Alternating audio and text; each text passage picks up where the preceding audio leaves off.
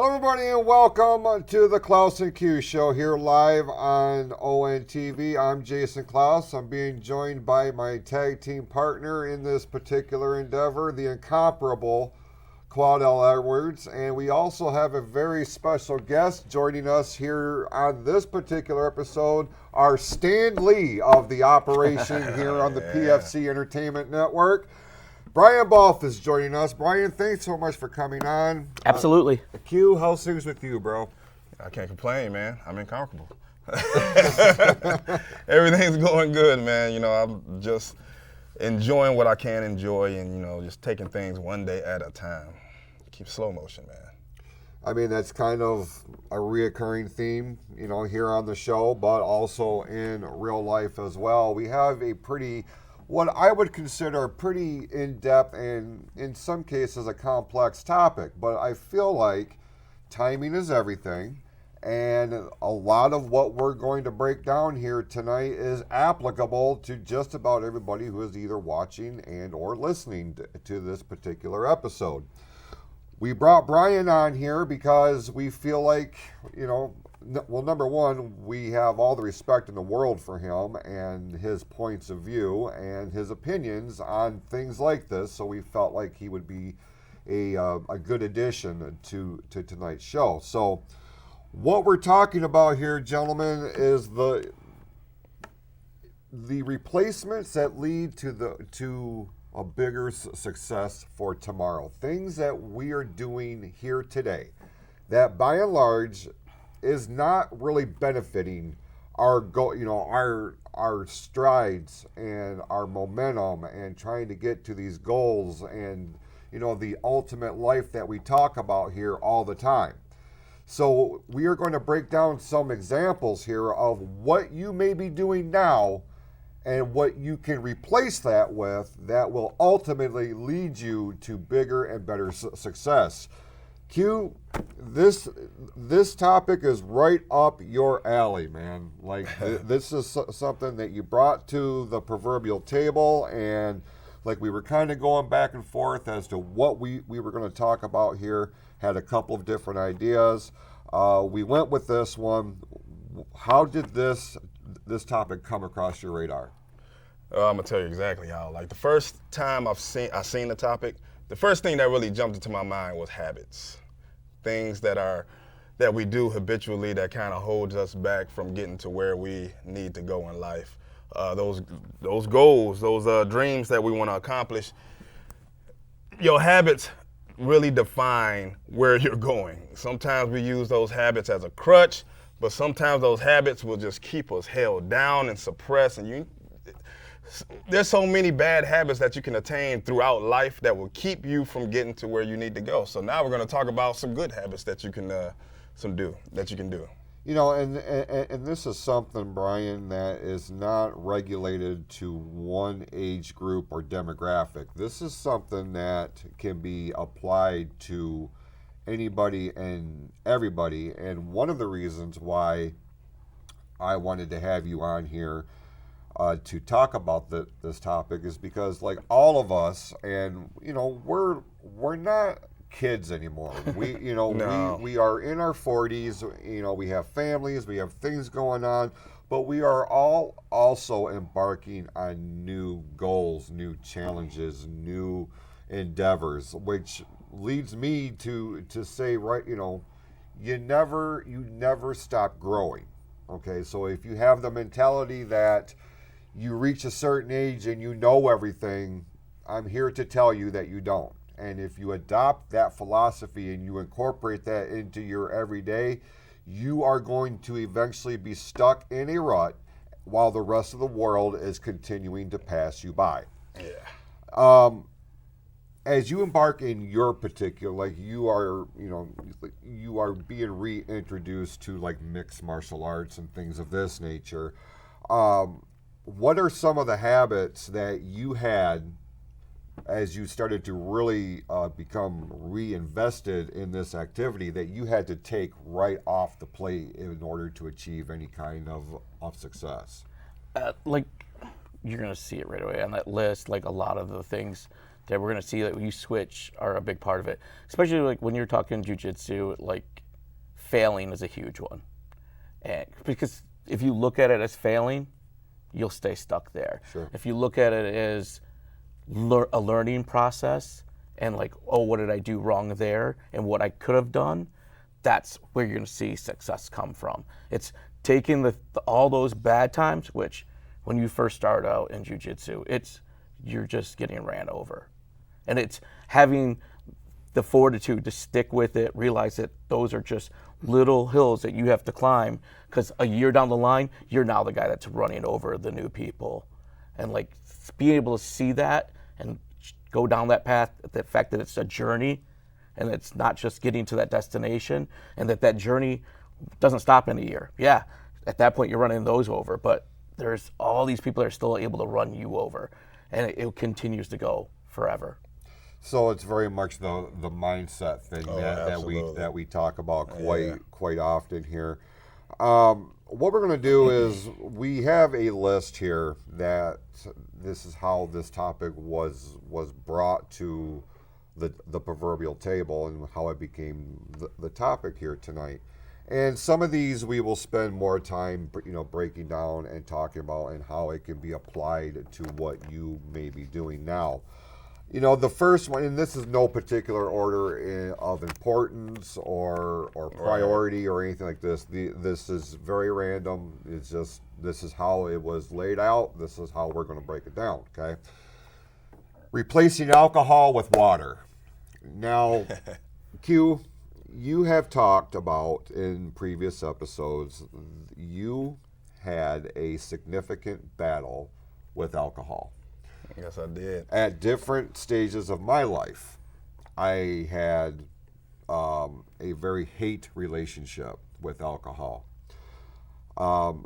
We realize because, and Brian, I don't know exactly what, your depth of experience in any kind of, I don't want to call it alcoholism, but for the lack of a better term, when alcohol is a dominant thing in your everyday, I understand this is its own entity. This is an addiction, right? Yes. So you have to get of the mindset, and a lot of people don't know how to tackle this on their own, and this is where they seek help. They seek some sort of guidance. You need help to get this out of your system, out of your brain.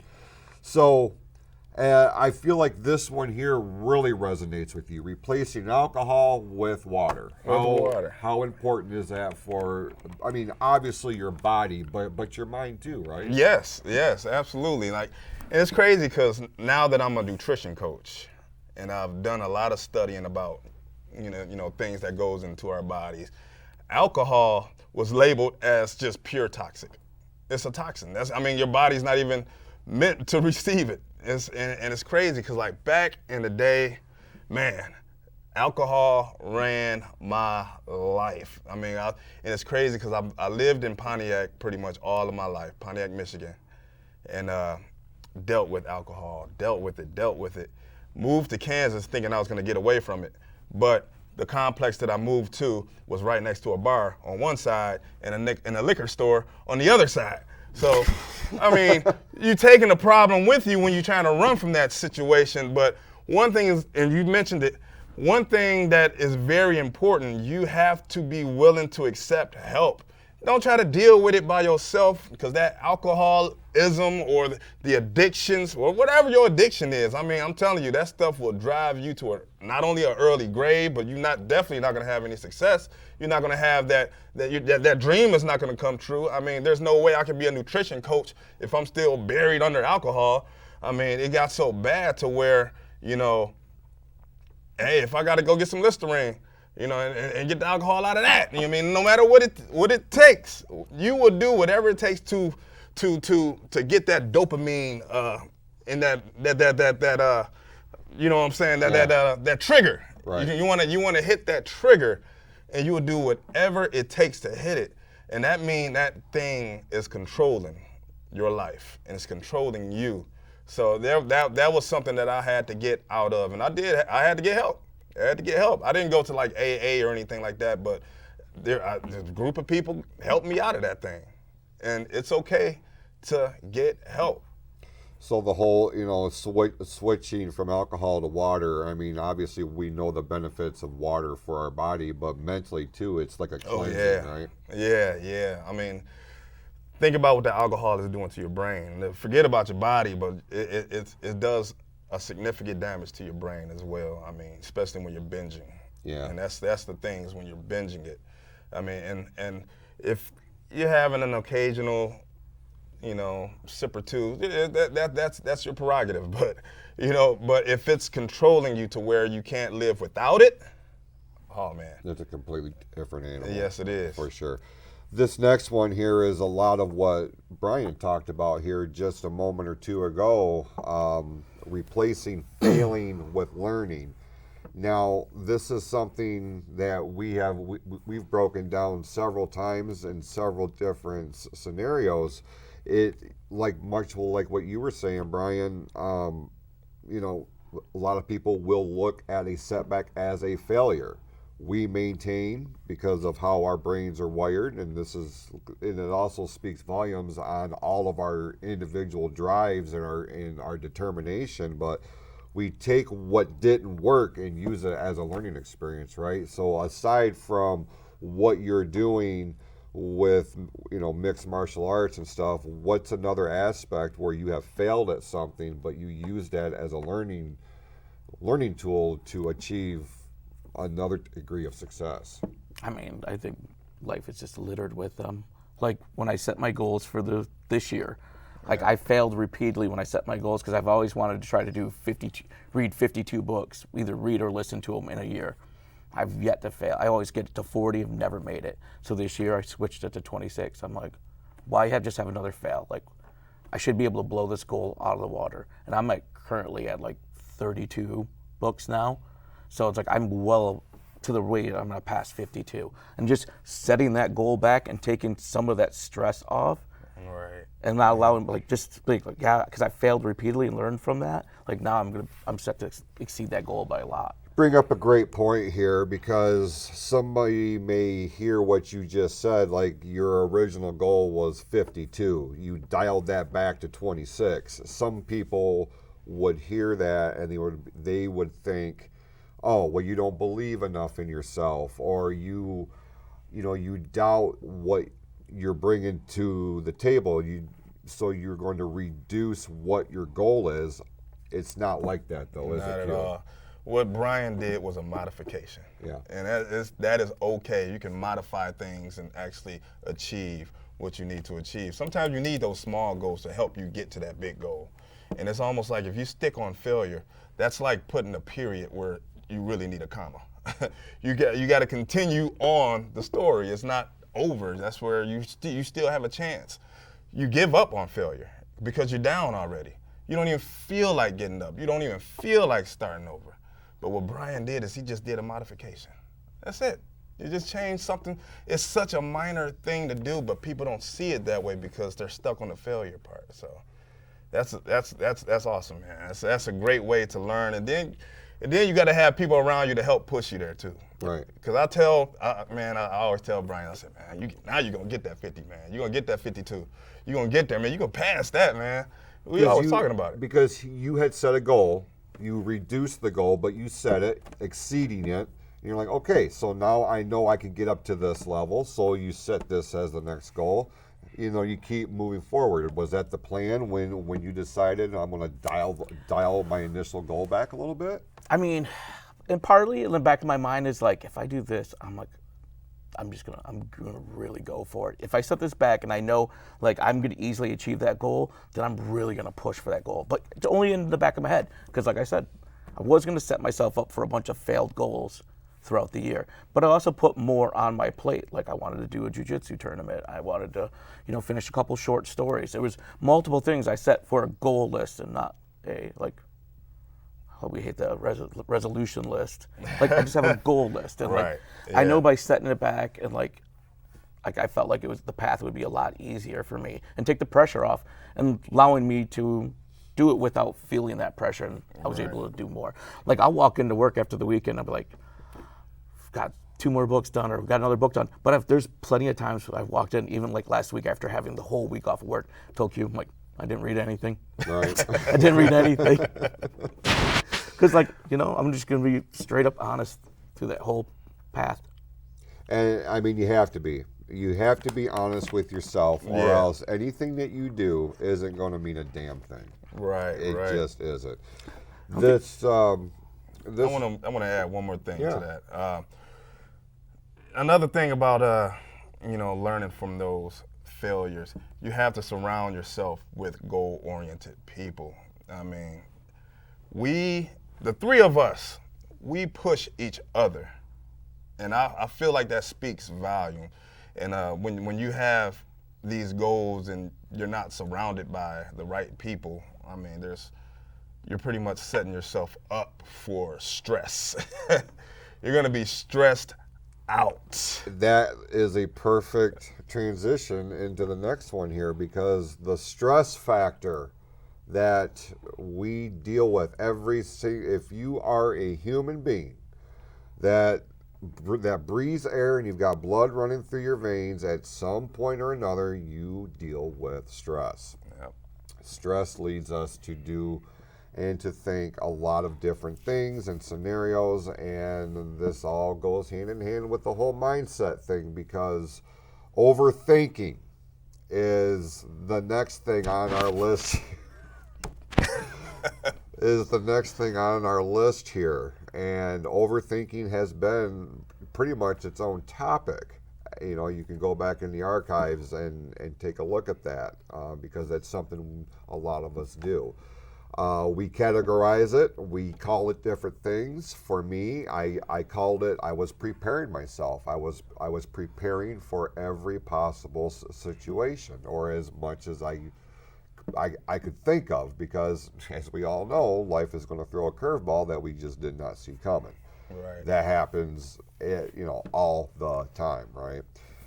But overthinking, this is one of those things that it can either motivate you, or more often than not, for a lot of people, it will derail all of your momentum, because you have psyched yourself out before you even give yourself a chance. Replacing that with action. How important is that, Q? Man, that's real important, man. I highlighted this one here. For everyone out there, the 3 of us, we're not perfect. I promise you, each and every one of us have dealt with something on this list, and that was mine. It's me too. Overthinking a big one for me. was mine, and I'm telling you, I'm a planner, yes, but sometimes action needs to be met with those plans. I mean, you got to put it into action, and sometimes you just don't. You want to keep thinking about it, or trying to put this in place and trying to put all the puzzle pieces into place. Sometimes you got to go.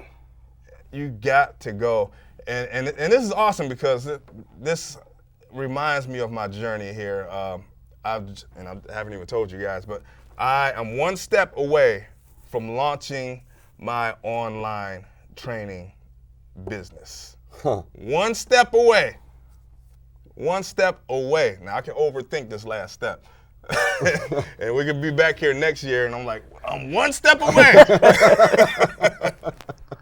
But you have to have action. You got to put things in action. It's one thing writing things down or having things in your head, but you got to put it into action. I mean, nothing happens if you don't have action. I cannot move this desk without me physically moving this desk. You got to have action put to the plan.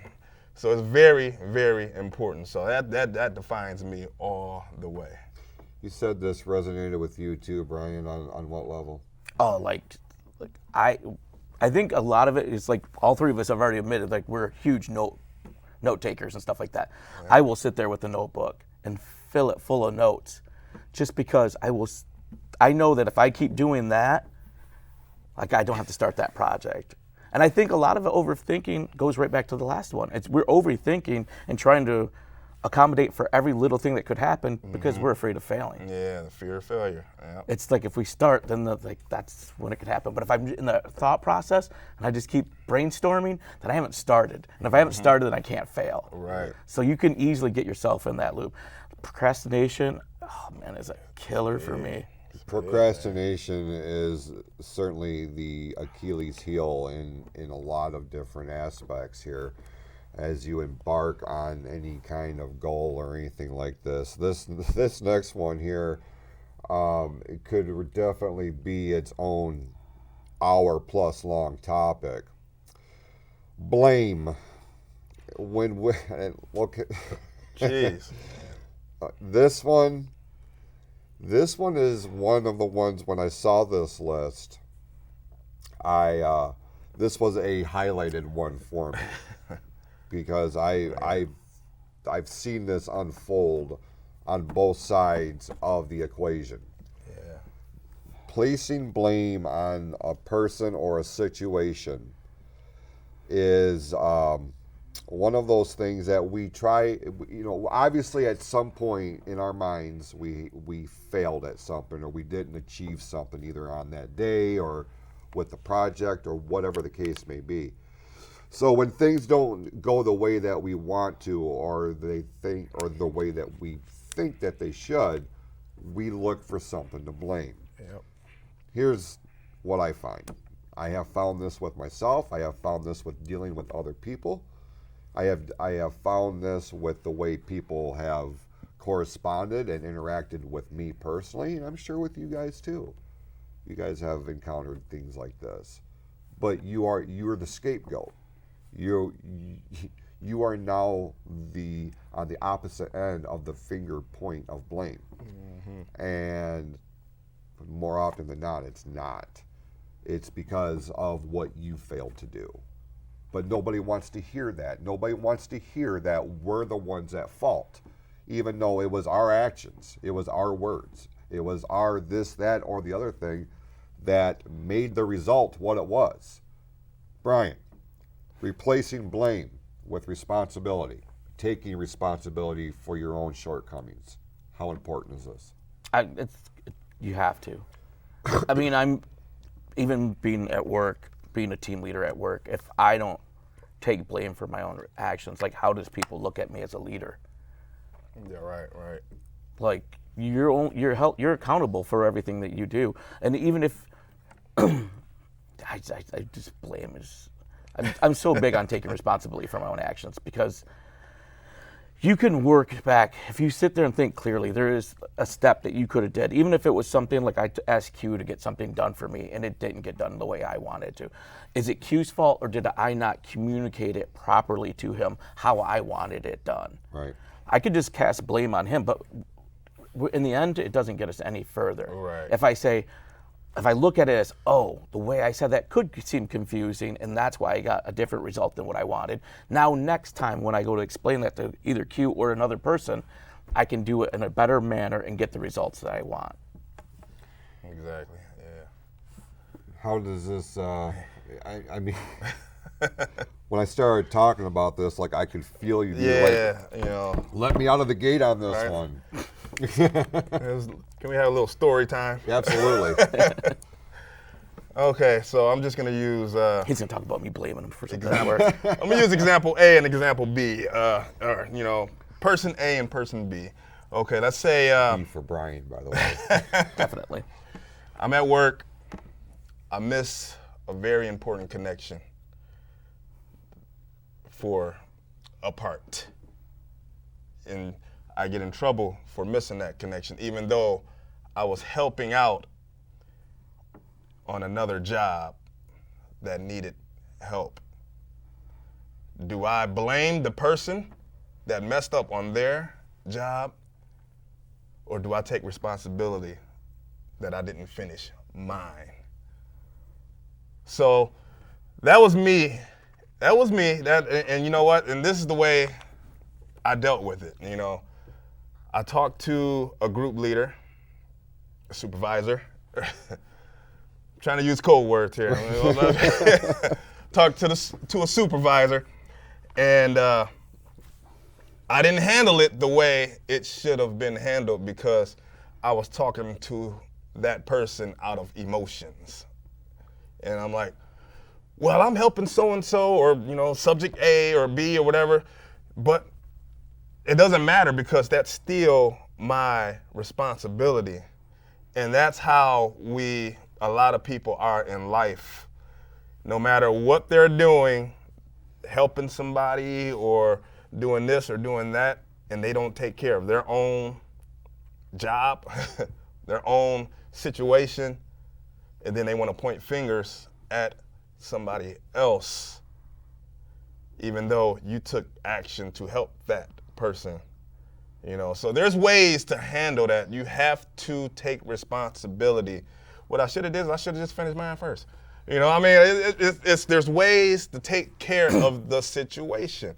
You don't blame and say, you did it, he did it.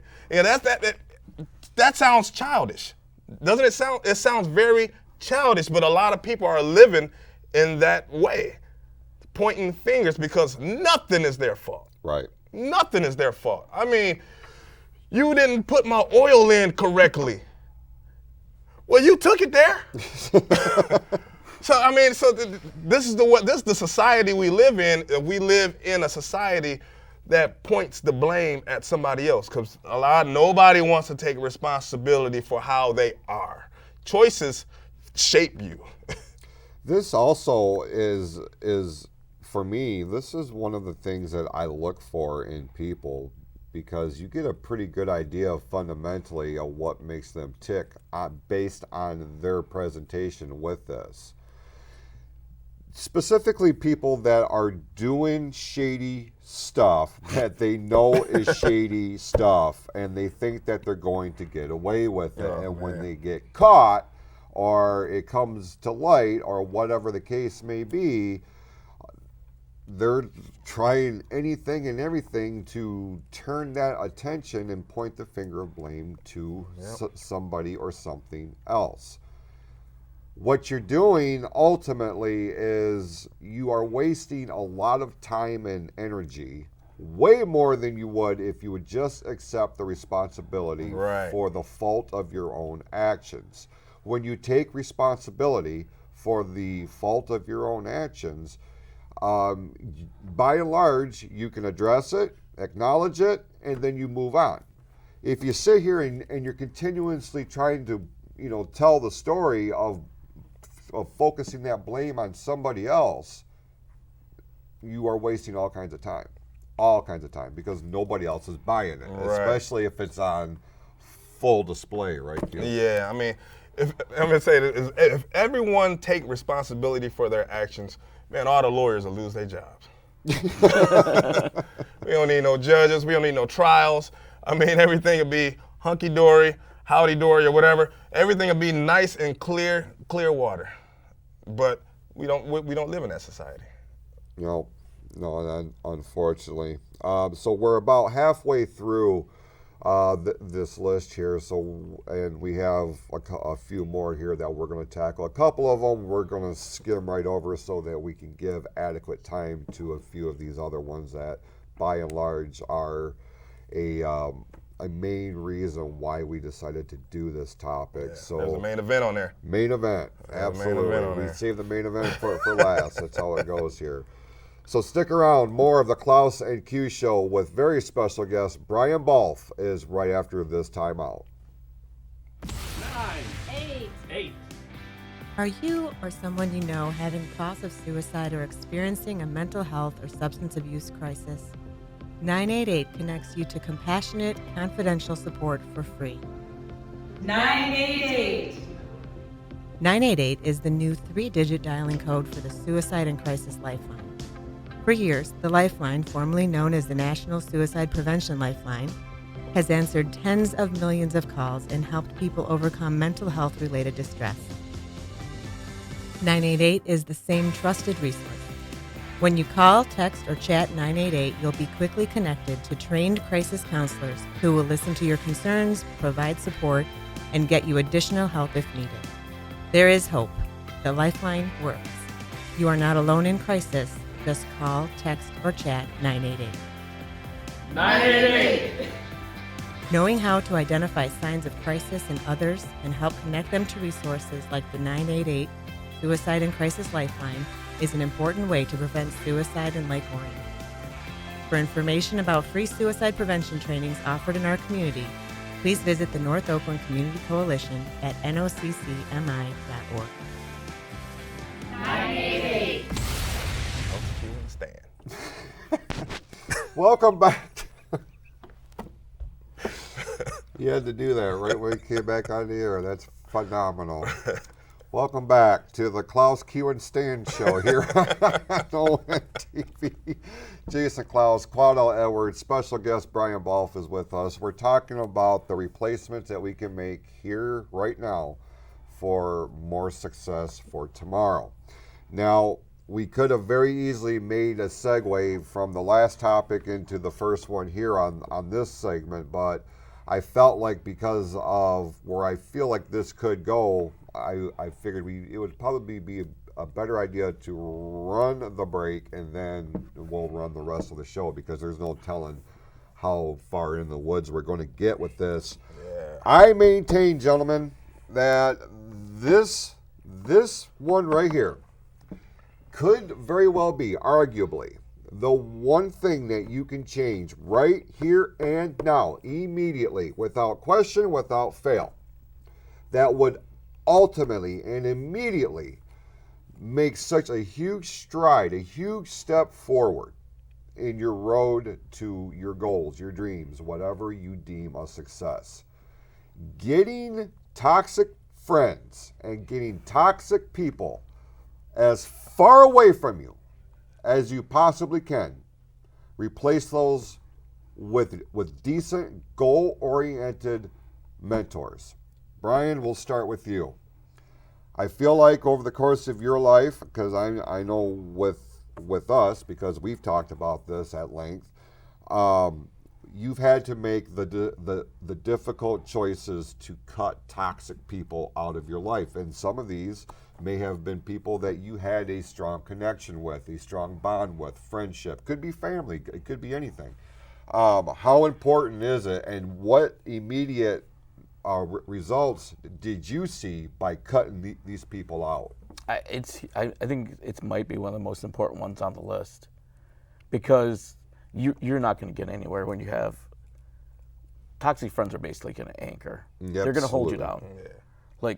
And the problem is, if you're surrounded with toxic friends, there's a good chance that you're a toxic friend, because negativity spreads negativity, and it will seep into your life, even if you're not. If you don't think of yourself as a negative person, man, if you really step away and you're because you're surrounded by negative people, you might start realizing that you say a lot of negative things. You look at yourself in a negative way, which doesn't allow you to be able to push past that to be able to be successful. Surrounding yourselves, having a inner circle, which is a constant subject that comes up on here, having people that you can look at that inspire you and that you can go to and talk about and will push you forward and not hold you back or push you backwards. They're not they're not going to tell you that the things that you're trying to aspire to are stupid. They're not going to tell you that what you want and what you think is going to make you happy, they're going to push you in that direction. Right. Yeah, having people around you is huge. They say iron sharpens iron. It's for a reason. Yeah. If you can get the people around you better, they're only going to make you better. So why not lift everyone up around you instead of trying to keep everyone down, or even the people that push everyone else down so they look like they're higher. Right. Yeah. Q, you are in a position now where you are kind of transitioning into the role of mentor. So you have a different kind of perspective on this particular one. But before you got to this point, before you got started your path to become a nutrition coach and things of this nature, how difficult was it for you to eliminate those toxic people out of your life? Oh, it was real difficult. I mean, those cords are not easily cut. I mean, especially, you got people that you go way back with, and you have all of these memories that you think is good memories until you really see some light, and really, if you think about it, toxic friends, does that even exist? Are they really friends at that point? If they're toxic, have they ever really been friends, or have they just been people that tolerated you, you know. And I think at the time, we just tolerated each other until I step on your foot, and then you don't want to be my friend no more. We step on each other, something happens, and it blows up, and we're not friends anymore.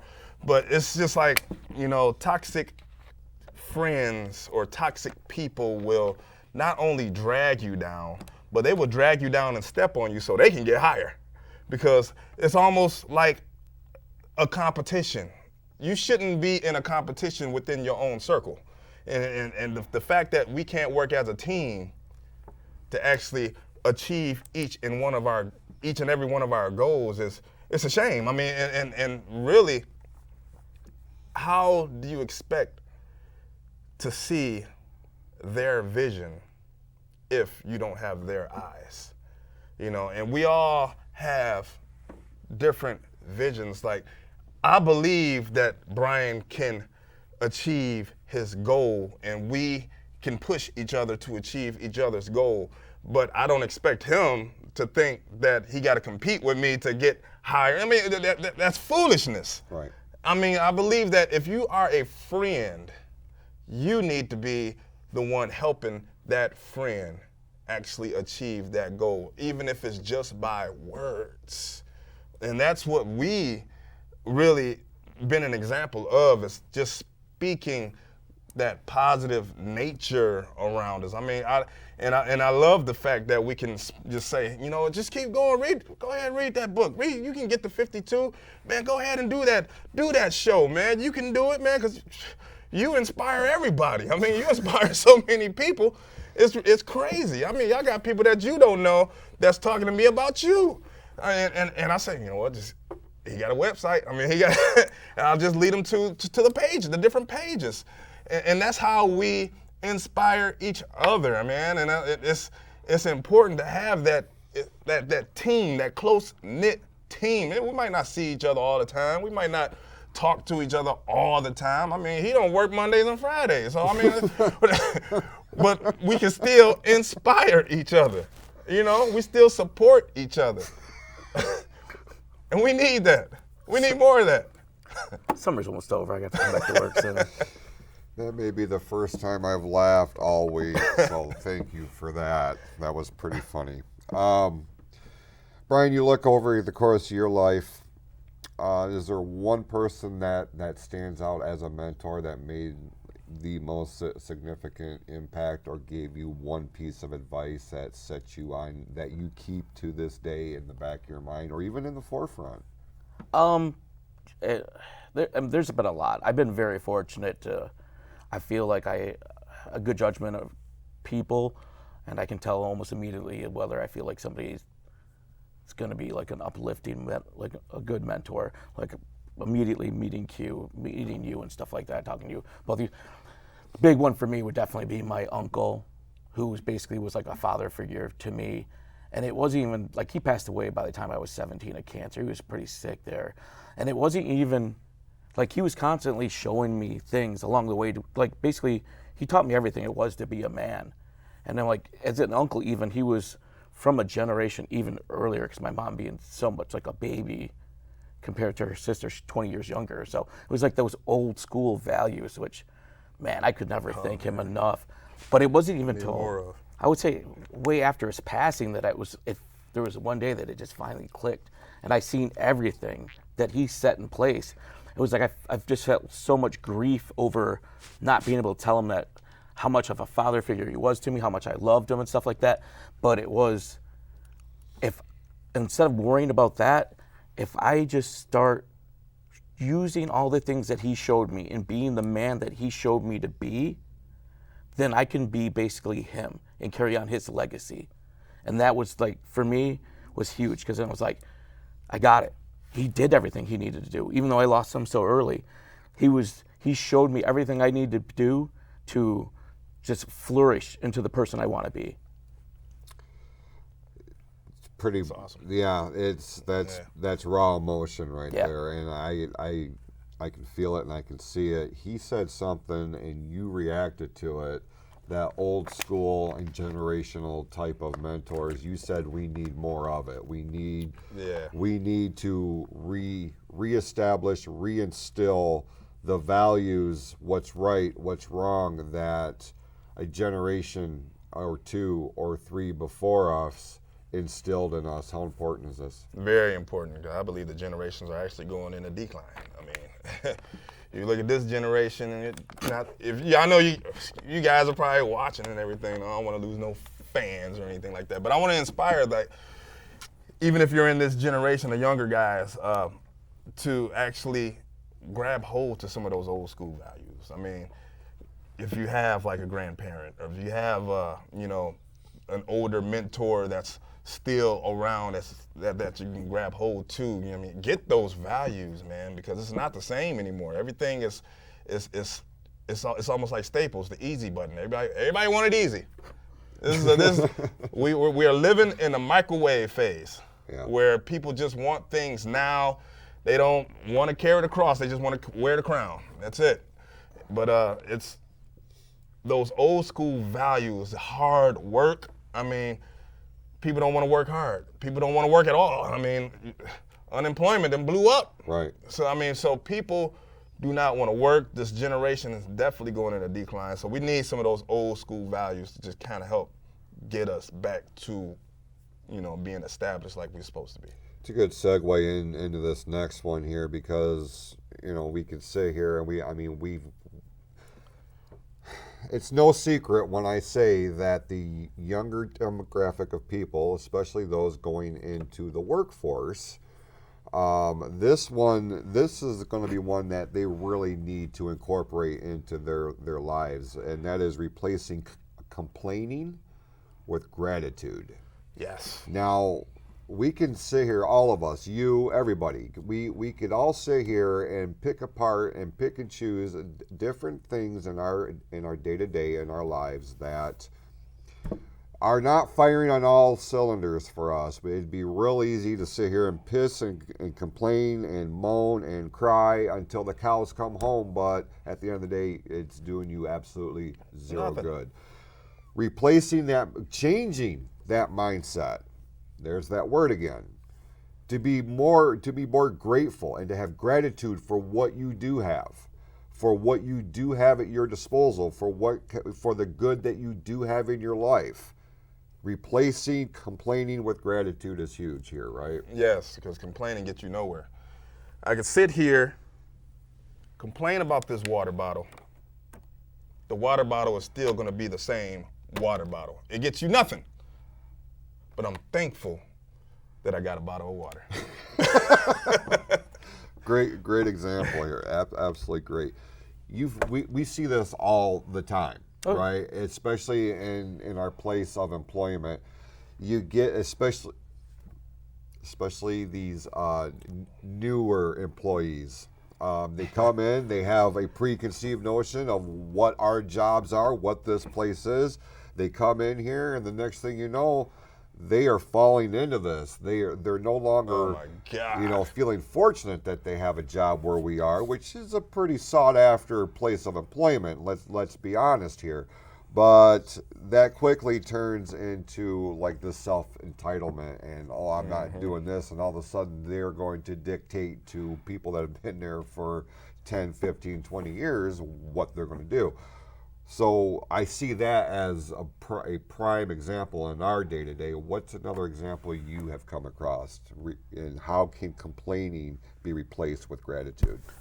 I mean, this one right here is perfect for I put on the dry erase board in our team. Oh, yeah. I mean, it falls right in there.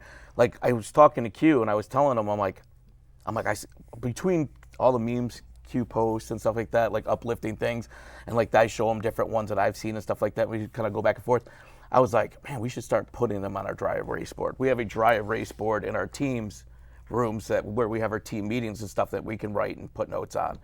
For the most part, they just stay blank and nobody really even uses them. But there was one in there that said, I put up on there, it said, please remember your home is the dream of the homeless. Your job is the dream of those unemployed. Your smile is the dream of those who are depressed. Your health is the dream of those who are sick. Like 100% right there. It's like, instead of complaining about what you have, like see the gratitude in what you already have and those who don't have that. Yeah. Absolutely. Seeing the glass half full I mean, they're, instead of half empty. like you said, though, at work, I mean, constant complaining. And like, you're in a very fortunate spot. And if you look at it that way, like, you're going to see way more doors open up. Yeah. Absolutely.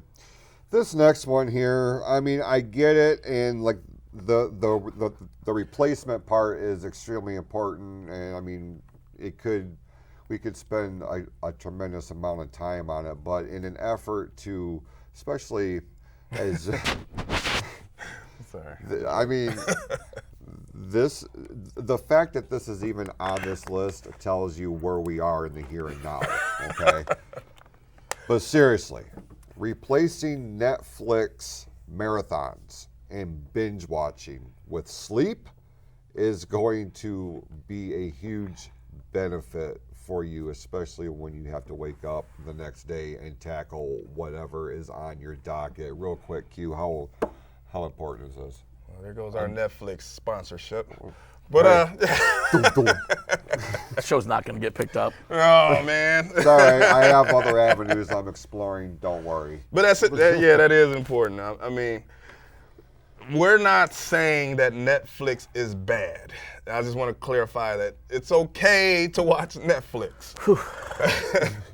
But if you are sacrificing your sleep, you're going without sleep. You know you're sleepy. But you decide to put on the Netflix and just decide to binge watch and say, you know what, I'll go to sleep tomorrow. I mean, it's what are we doing? I mean, it's crazy. And for people who actually have a job or, you know, something to do, you know, you have to really prioritize your time. This is a time management thing right here. I mean, this is, and we talked about time management.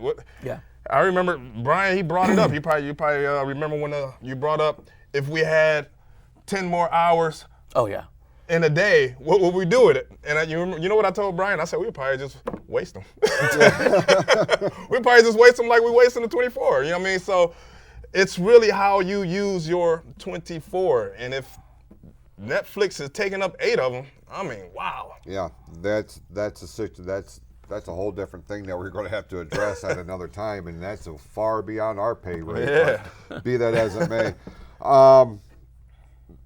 fake influencers being replaced by inspiring creators. We have touched on this in other aspects of this list here, but because we're saving this up for the main event. Do you guys have any particular strong feelings about fake influencers? Man, I just thought of social media. But I'm going to pass it on to Brian. What you got to say about that, man? I was going to say, I got 2 of my favorite inspiring creators right here. Oh, man. Oh, look, all Yeah, blushing and heartfelt stuff. moment. Yeah. Jeez. I've never been a big supporter of fake influencers. I mean, I think that's kind of the generation ahead of, like, after, like, I should say before us, or after us, however that goes. After us, yeah. Like, but inspiring creators, like, there's definitely people that I like and follow that I feel spread a good uplifting message. Yeah. And then you can tell the ones that are on a platform Right. for the wrong reasons. You got to identify it. Yeah, and so that leads everything up to this last one, and this is why we save this one for last, because again, this could very well, if we, you know, all depending on how many rabbit holes you wanted to go down, this could be its own topic. But this, I feel like, and I don't want to speak for my co-hosts here tonight, but I feel like they will be in agreement when I say that the biggest thing that you are going to be able to do, the absolute biggest thing, and again, this kind of falls into the whole mindset thing, replacing I can't with I can. I have said 1,000,000 times, and I'll say it 1,000,000 more. Can't is you won't or you don't know how. And if you don't know how, there's avenues, more often than not, that are out there for you to learn how. It's just a matter of applying yourself, getting into the right mindset, and get the can't off of the plate. Now, we could sit here and come up with every reason, every excuse as to why something won't work. But why are we focusing on that? Why are we not focusing on what is capable, what we can do? And as we continue to embark on these things, with every checkbox that we mark off, with every plateau that we achieve, you are demonstrating that yes, you can. And not only could you do this, it now opens the next door of opportunity for something that you may not have even realized was a thing. And this is where that fear of the unknown comes in. But again, you go right back to this. You get the I can't out of it. Okay?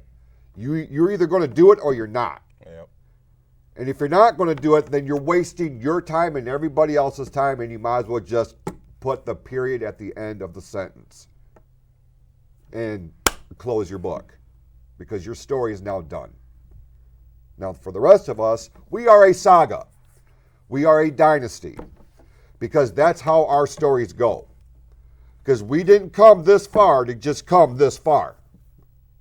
So getting the word I can't and replace it with I can, that is what's going to lead you to your greatest success and overall happiness.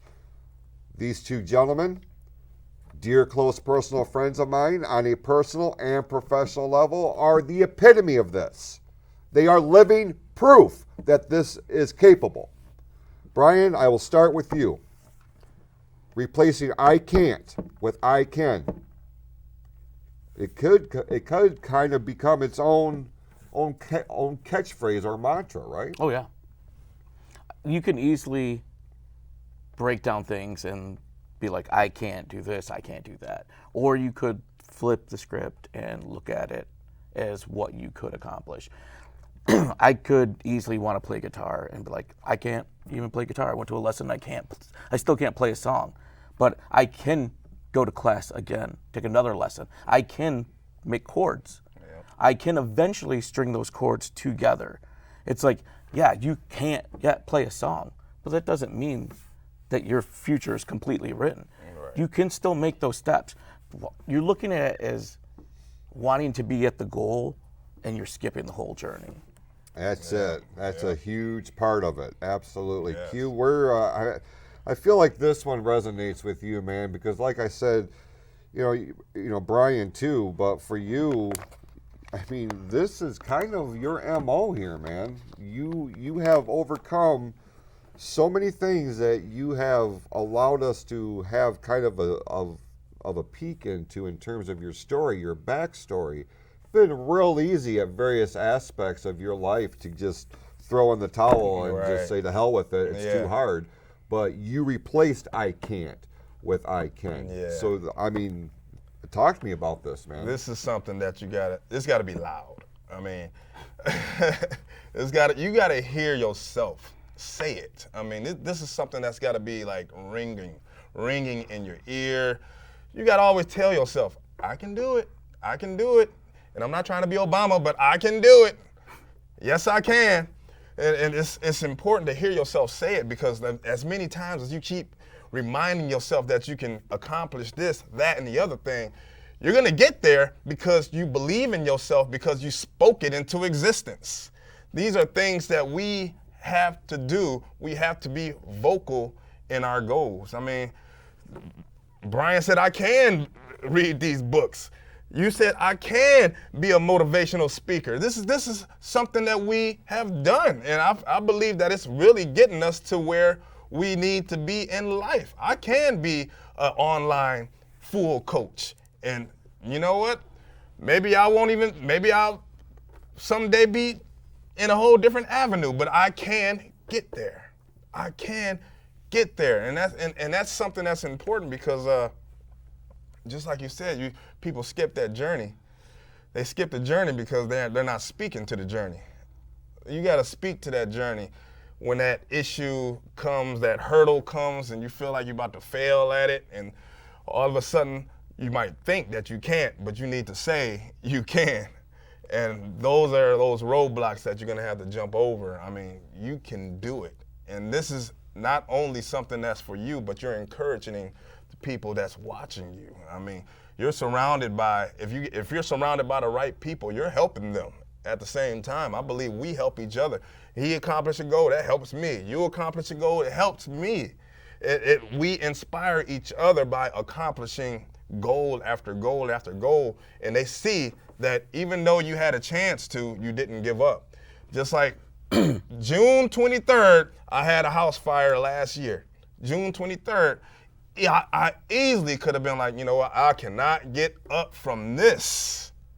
I can't get up from this, but I came out that house. The half of the building was already burnt down. And I came out and I said, you know what, I can get through this. I can get through that. I was already speaking I can while the house was still on fire. So these are things that's gonna help us get through the journey by saying I can.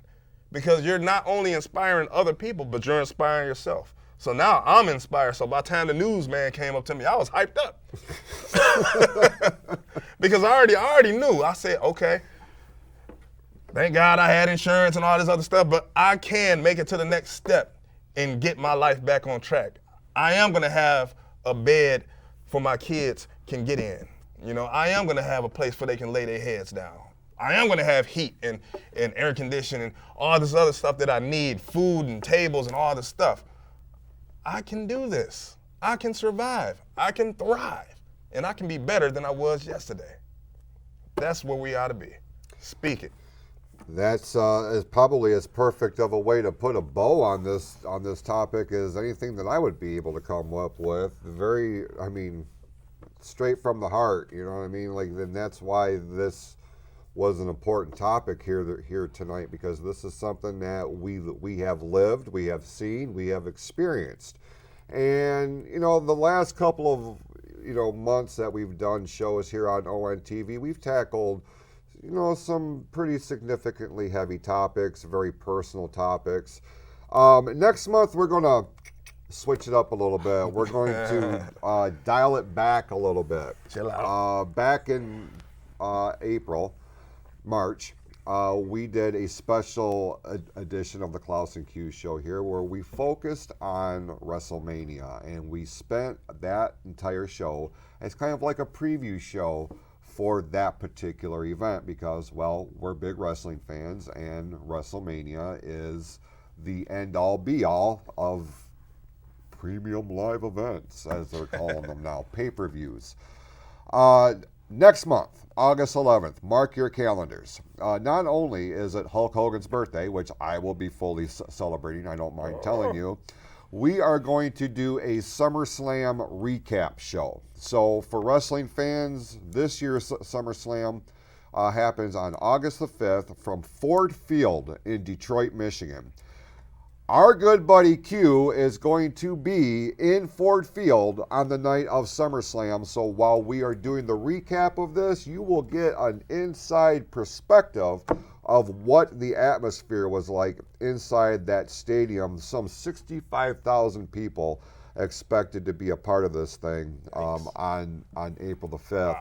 Wow. But we are going to talk about it on August the 11th, and that will be our topic here. So if you're a wrestling fan or you know a wrestling fan and you want to tune in to some entertaining conversation, this is where you need to be. August 11th at 6 p.m. exclusively on ONTV's Facebook page. So with that, go out, be awesome to yourselves and to each other. We certainly appreciate you tuning in, and we'll see you right back here on August the 11th for the next installment of the Clouse Q Show here on Orion Neighborhood Television.